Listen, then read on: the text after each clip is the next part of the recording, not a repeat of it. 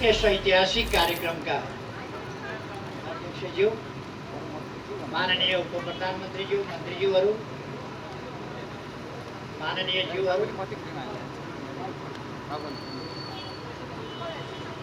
मुख्य सचिवज्यू, प्रधान सेनापतिज्यू र विभिन्न सामाजिक जीवनका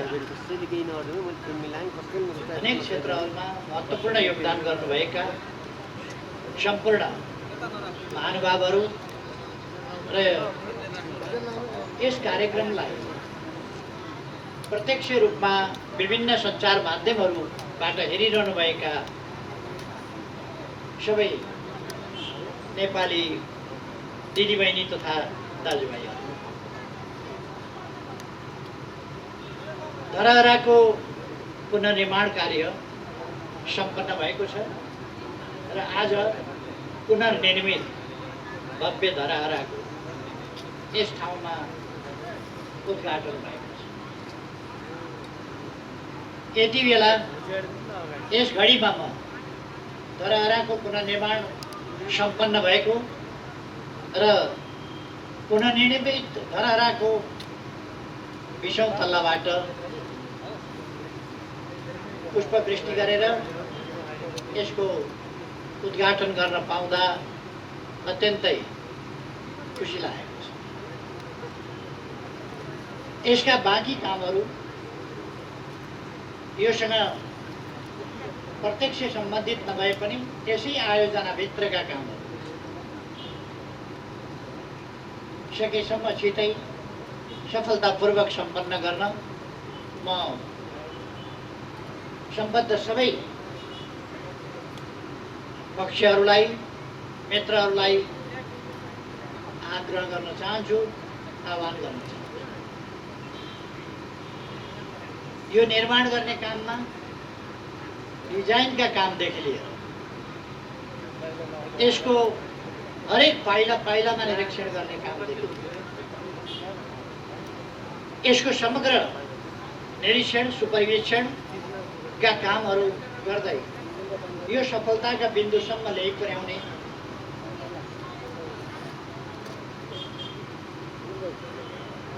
पुनर्निर्माण प्राधिकरण, त्यसका कार्यकारी प्रमुख लगायत प्राधिकरणसँगैलाई म बधाई भन्न चाहन्छु र धन्यवाद भन्न चाहन्छु। त्यसै गरी यसमा क्रियाशील रहनुहुने सम्पूर्ण इन्जिनियरहरू र अरू तमाम व्यक्तिहरू जसले दुःख मेहनत गरेर यसलाई सम्पन्न गर्नुभएको छ, सबैप्रति पनि म धन्यवाद ज्ञापन गर्न चाहन्छु। आज राति पनि मैले हेरिरहेको थिएँ, राति पनि काम चलिरहेको थियो। यसलाई लिप्ने, बढार्ने, पोत्ने अनेक कामहरू आज राति पनि देखाइराखेको मैले देखेँ।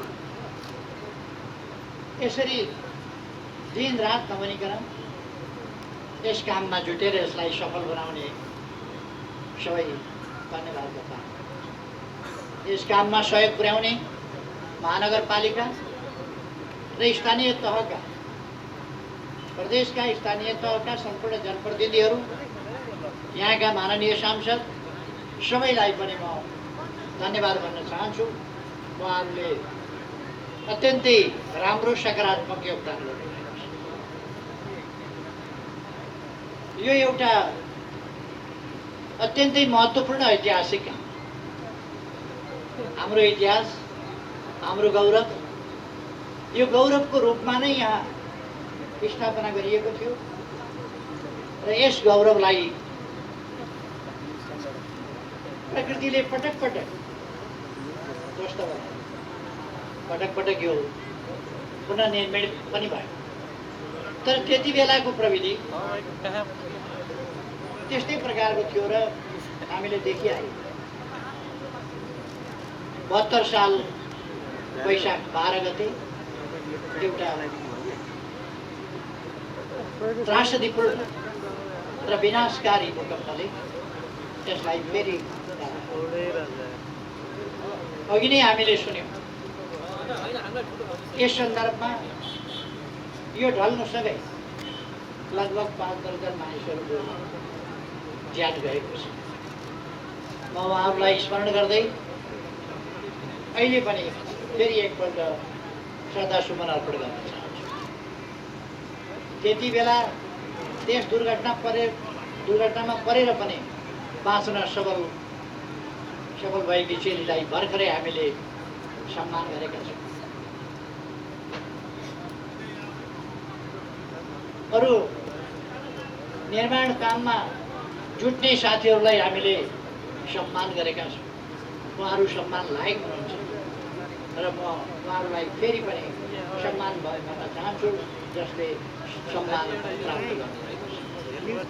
अरू पनि थुप्रै सम्मान प्राप्त गर्न योग्य योगदान गरेका व्यक्तिहरू हुनुहुन्छ, तर त्यसमध्ये छानेर हामीले सीमित गर्नु पर्यो सम्मान प्राप्त गर्ने व्यक्तिहरूलाई। स्वाभाविक हो कि सबैलाई सम्मान गर्न सम्भव पनि भएन, तर त्यसमध्ये अग्रणी भूमिका खेल्नेहरूलाई हामीले सम्मान अर्पण गर्छौँ।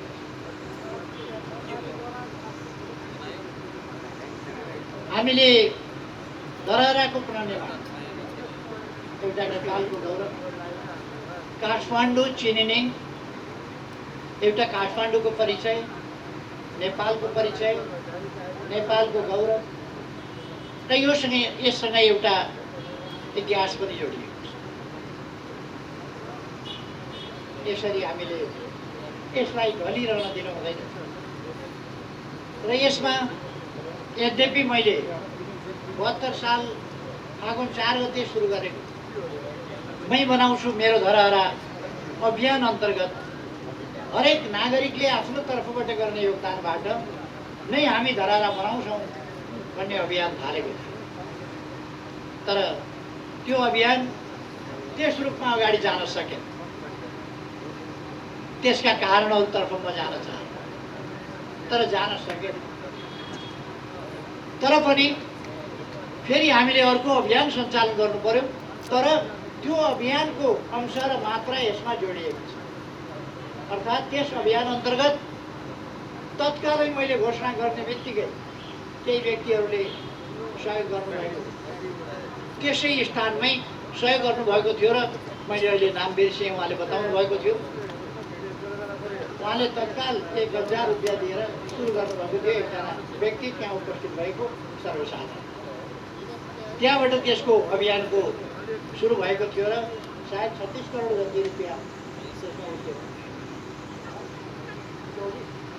24 करोड रकम उठेको रहेछ। जे होस्, देशभित्र र बाहिर रहेका थुप्रै नेपालीहरू 24 करोड यसमा सहयोग पनि पाए। अर्थात् जनताका विभिन्न सहयोगका सहभागिताका आयामहरू छन्, भावनाका आयामहरू छन्।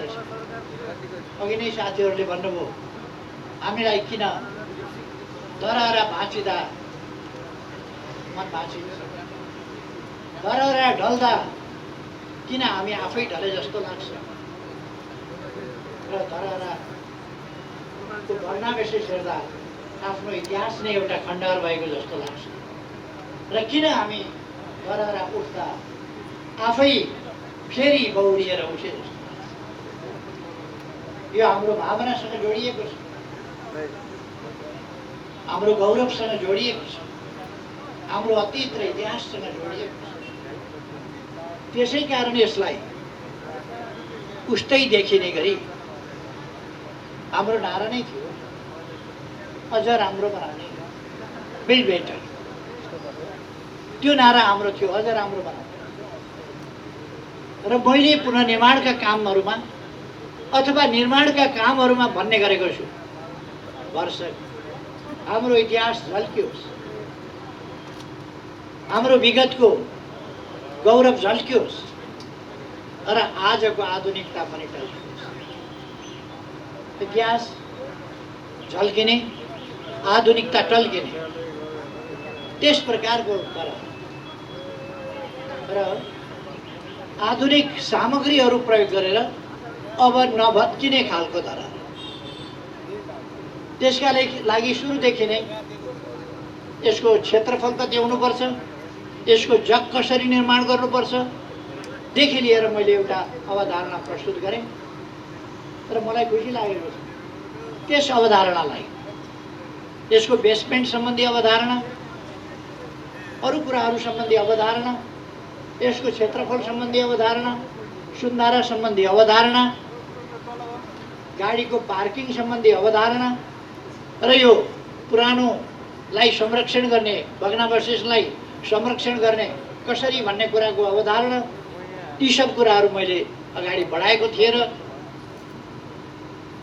त्यसलाई पुरातत्व विभाग लगायत डिजाइनरहरूले ती सबै कुराहरूलाई ध्यानमा राखेर गरिदिनु भयो। त्यसकारण मलाई अत्यन्तै खुसी लागेको छ कि ती अवधारणाहरू अनुरूप नै हामी अगाडि बढ्न सक्यौँ। त्यसले गर्दा भव्य धरहरा, बलियो धरहरा, सुन्दर र आकर्षक तर मजबुत धरहरा।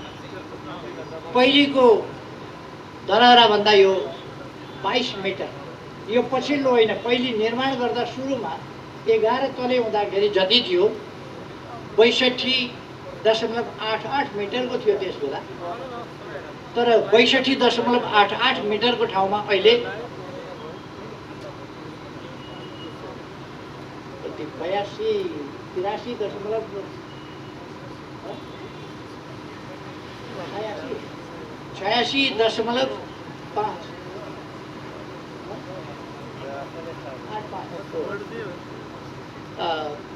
86.85 मिटरको 61.88 मिटरको ठाउँमा अहिले 86.85 मिटरको अथवा 22 मिटर, पहिलेको भन्दा 22 भने 24 मिटर हो।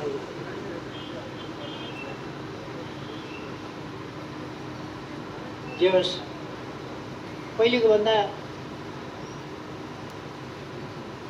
24-25 मिटर 25 मिटर अग्लो रहेछ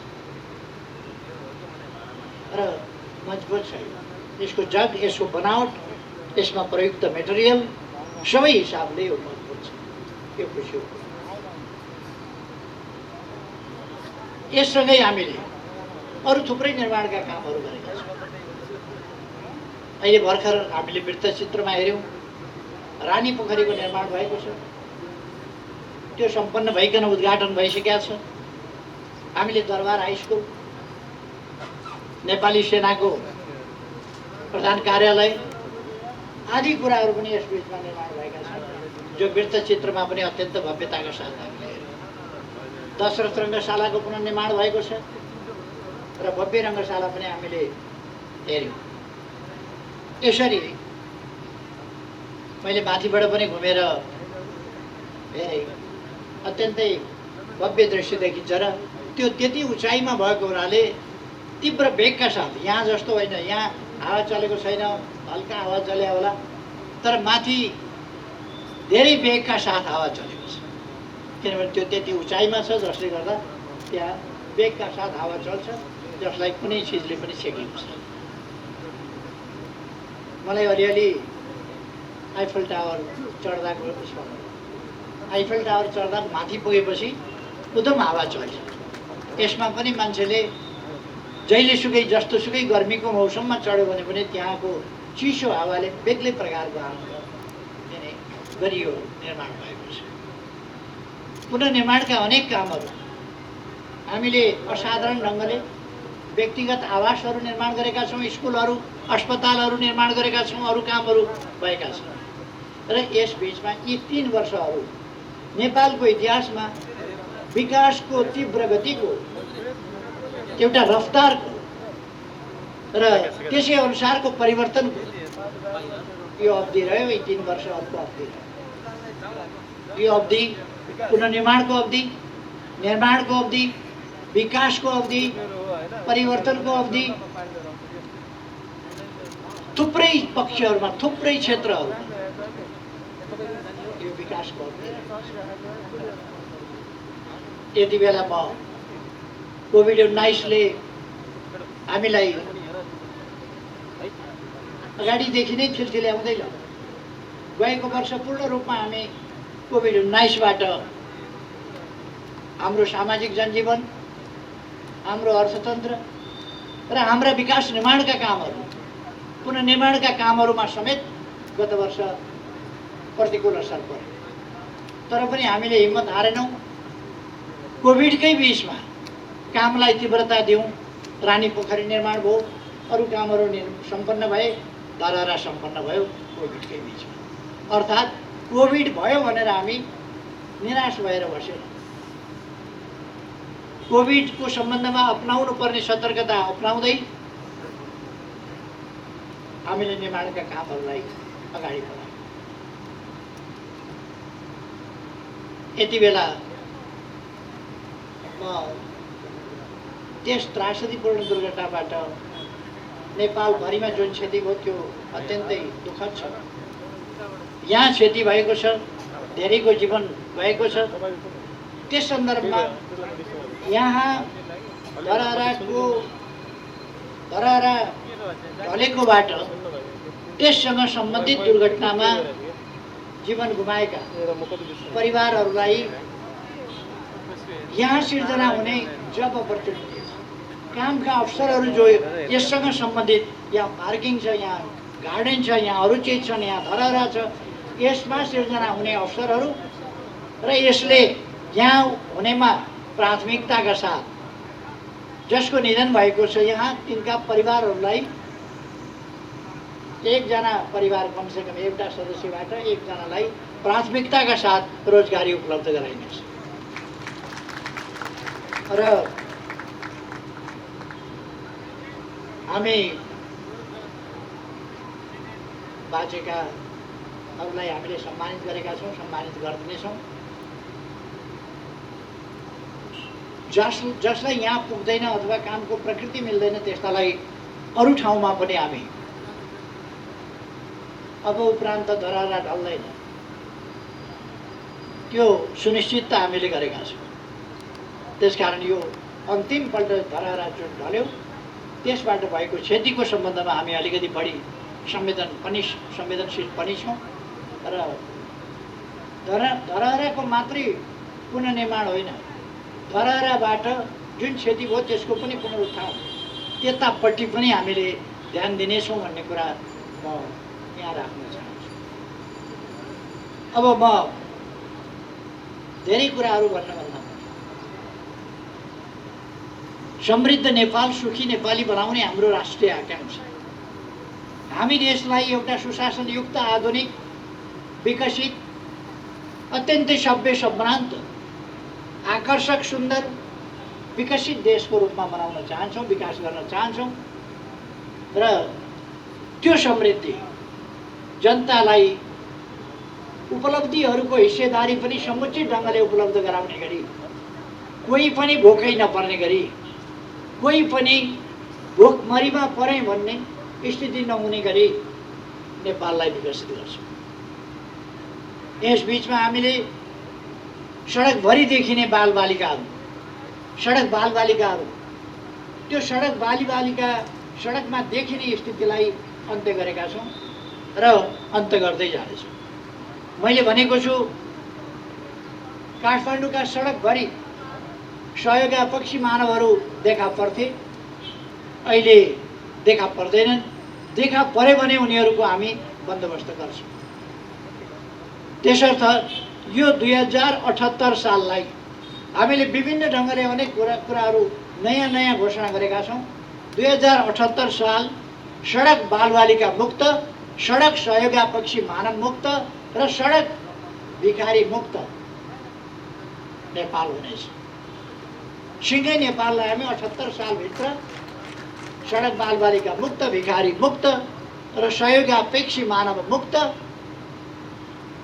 कोही पनि अलपत्र हुन पाउँदैन यहाँ, किनभने यहाँ अभिभावकत्व लिने सरकार छ। जो दुखी छ, जो गरिब छ, उसको दुःख, उसको गरिबी, उसका समस्याहरू समाधान गर्ने सरकार छ। यति बेला म नेपाली जनतालाई, सम्पूर्ण दिदीबहिनी दाजुभाइहरूलाई आग्रह गर्न चाहन्छु, देश हामीले बनाउने हो, हामीले बनाउने हो देश। र हामी बनाउन सक्छौँ। हामी सहयोगापेक्षी भएर बस्ने होइन, हामी कर्मठ भएर बस्ने हो। नेपाली जाति भिखमङ्गा हुन सक्दैन। दान गर्ने दाता जाति हो, भिखमङ्गा होइन। त्यसकारण यसलाई दाताको हैसियतमा उठाउन हामीले आफ्नो ठाउँबाट प्रयास गर्न जरुरी छ। हामीले हाम्रो देशलाई सम्पन्न र एउटा दाता राष्ट्रको रूपमा, अहिले त हामी दाता कहाँ भेटिएला भनेर सहयोगको अपेक्षा गर्ने अवस्थामा छ। यस अवस्थालाई हामीले फेर्नुपर्छ। हामीसँग स्रोतहरू छन्, हामीसँग खनिजहरू छन्, हामीसँग उर्वर जमिन छ, हामीसँग नदीनालाहरू छन्, हामीसँग हिमाल छ, हामीसँग पहाडहरू छन्, हामीसँग उपत्यकाहरू छन्, हामीसँग तराई छ, हामीसँग भौगोलिक विविधता छ, जैविक विविधता छ, वनस्पतीय विविधता छ। यो साधारण कुरो होइन। हामीले विविधता अनुरूपका उत्पादनहरू गर्न सक्छौँ। हामी खाद्य वस्तुहरूको उत्पादन, आवश्यक उपभोग्य सामग्रीहरूको उत्पादन गर्न सक्दछौँ। त्यसका लागि चाहिने कच्चा पदार्थ हामी आफ्नै देशमा पाएसम्म आफ्नै देशको उत्खनन गर्छौँ, प्रशोधन गर्छौँ र त्यसलाई कच्चा पदार्थको रूपमा अगाडि बढाउँछौँ। हामीले तेल खानीको अन्वेषण गरिरहेका छौँ। हामी फलाम खानीको अन्वेषण गरेर अब फलाम खानी सुरु गर्ने दिशामा अगाडि बढिरहेका छौँ। त्यसो गरेपछि हामीसँग आइरन एन्ड स्टिल, त्यसको लागि बाहिर जानु पर्दैन।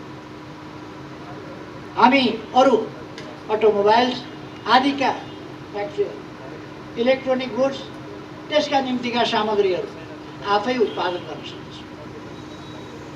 त्यसै कारण हामी अब विभिन्न चिजहरू आफ्नै देशमा, रासायनिक मल आफ्नै देशमा, इलेक्ट्रिक गाडी आफ्नै देशमा, लगायतका चिजहरू, अरू मेसिनरी सामानहरू, यो हामीले प्रयोग गर्नै पर्ने भएपछि मोबाइल किन आफै उत्पादन नगर्ने, कम्प्युटर किन आफै उत्पादन नगर्ने, टेलिभिजन हेर्नै पर्ने भएपछि टेलिभिजन हामीले किन आफै उत्पादन नगर्ने।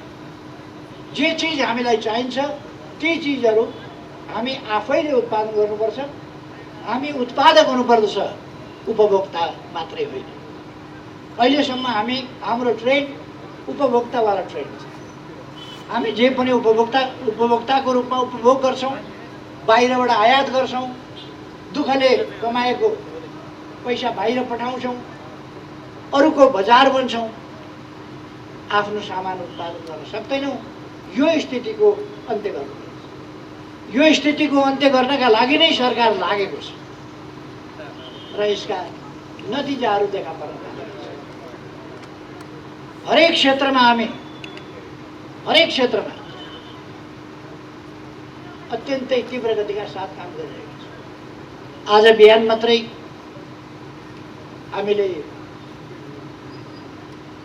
वीरेन्द्र सैनिक अस्पताल, त्यस ठाउँमा अर्को 750 बेडको आधुनिक सुविधा सम्पन्न भव्य अस्पतालको शिलान्यास गर्यौँ, जहाँ आकस्मिक रूपले आइपर्ने समस्याहरू, अप्ठ्याराहरू 6000 सम्मलाई सम्बोधन गर्न सक्ने, उपचार गर्न सक्ने गरीका 6000 थपलाई उपचार गर्न सक्ने र नियमित रूपमा 750 बेडको स्तरीय विभिन्न विधाहरूमा उपचार गर्न सक्ने त्यस प्रकारको अस्पतालको शिलान्यास हामीले गरेका छौँ। हामीले शिक्षाको क्षेत्रमा विश्वविद्यालयहरू, विद्यालयहरू, महाविद्यालयहरू, अरू विभिन्नको पुनर्निर्माण र निर्माणका कामहरू गरिरहेका छौँ। अस्ति भर्खर मात्रै हामीले 6 अरब भइरहेका विद्यालयहरूको सुविधा, त्यसमा 6 अरब रकम खर्च गर्यौँ। अस्ति भर्खर मात्रै हामीले हरेक पालिकामा पुग्ने गरी, कमसेकम हरेक पालिकामा पुगुन् त्यसरी 396वटा अस्पतालहरू निर्माण सुरु गरेका छौँ। साना अस्पतालहरू, खास गरी 5 शय्यादेखि 10 र 15 शय्याका अस्पताल, ताकि ती प्रारम्भिक सुविधाहरू, प्राथमिक उपचारका सुविधाहरू आदि कुराहरू ती ठाउँहरूमा पुगुन्, डाक्टर सहितको सुविधा त्यहाँ उपलब्ध हुन सकोस्, यसका लागि हामीले कामहरू सुरु गर्छौँ। अहिले हामीले गरेका विकासका कामहरू, हामीले गरेका नयाँ नयाँ कुराहरू, नयाँ नयाँ चिजहरू के हामीले गऱ्यौँ त्यो सबैको फेरिस्त अहिले म यहाँ प्रस्तुत गर्न लागिरहेको छु। तर हामी एउटा मात्रै होइन, एक क्षेत्रमा मात्रै होइन, अनेक क्षेत्रमा बाटा घाटा, पुल, पूर्वाधार, विद्युत, खानेपानी यहाँहरूलाई थाहा छ। अहिले काठमाडौँमा 17 करोड लिटर मेलम्चीको पानी सप्लाई हुने गरेको छ र हामीले यस बीचमा छिटोभन्दा छिटो काठमाडौँमा मेलम्चीको पानी ल्याइपुर्याउन धारा धारामा बाँड्नका लागि धेरै मेहनत गर्नु र त्यसको फलस्वरूप काठमाडौँमा पानी वितरण भएको छ। मान्छेहरूले भयावह चित्रण गर्ने गर्थे, मेलम्चीको पानी आउने बित्तिकै भयावह स्थिति हुनेछ, ठुला दुर्घटना हुनेछन्, पाइपहरू फटाफट फुट्नेछन्, अनेकतिरबाट भयावह स्थिति सिर्जना हुनेछ आदि इत्यादि आतंक मान्छेहरूलाई यस्तो पारिदिएको थियो कि वर्षक मेलम्चीको पानी नआए हुन्थ्यो क्या हो, मेलम्चीको पानी आयो भने त विनाश गर्छ क्या हो, कुनै विनाश गर्दैन। त्यो सबै हेरेर आकलन गरेर त्यसको परीक्षण गरेर प्रयोग गरेर अनि मात्रै वितरण गरिएको छ। अब थप आयोजनाहरू हामी यारी र लार्केबाट 17 करोड लिटरका 2टा थप आयोजनाहरू छिटै प्रारम्भ गर्दैछ। तराईका सिँचाइका कामहरू, भेरी बबई डाइभर्सनका काम, सुनकोशी मरिन डाइभर्सनका काम, यी कामहरू अगाडि बढिरहेका छन्। अर्थात् यस्ता थुप्रै विकास निर्माणका काम भएका छन् जसमा मैले धेरै केही भन्नु पर्दैन जस्तो लाग्छ। त्यसकारण आज यो धरहरा, पुनर्निर्मित धरहरा उद्घाटन गरेर धरहराको फेदमा हामी पुनर्निर्मित धरहरा, भव्य धरहराको फेदमा हामी यो कार्यक्रम मनाइरहेका छौँ।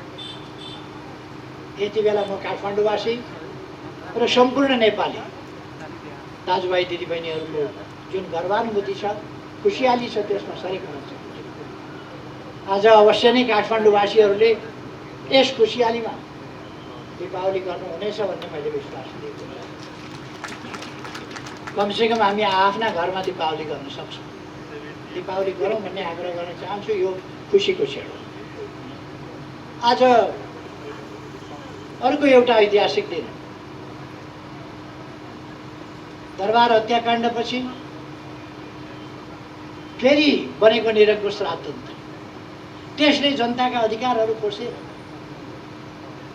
एउटा निरङ्कुश अन्धकार युगतिर नेपाललाई फर्काउन खोजेको थियो। नेपाली जनताका सचेत प्रयासले आजकै दिन 15 वर्ष अगाडि 63 साल